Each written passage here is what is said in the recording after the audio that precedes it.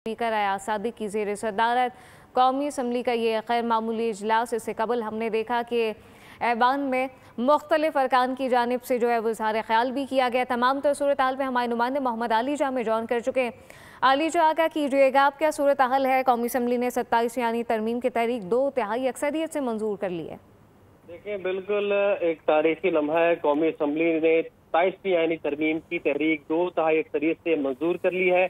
27 यानी तरमीम की तहरीक के हक में 231 वोट आए हैं और इस हवाले से आपको ये बताएं कि अपोजिशन की जानिब से तहरीक का और तमाम तर कार्रवाई का मुकम्मल बायकॉट किया गया है, इसका हिस्सा नहीं बना गया और अपोजिशन की जानिब से अब वॉकआउट कर दिया गया है। आपको ये बताएं कि वज़ीर कानून ने आर्टिकल 6 में तरमीम भी पेश कर दी है और इस तहरीक की मुखालफत में सिर्फ 4 वोट आए हैं।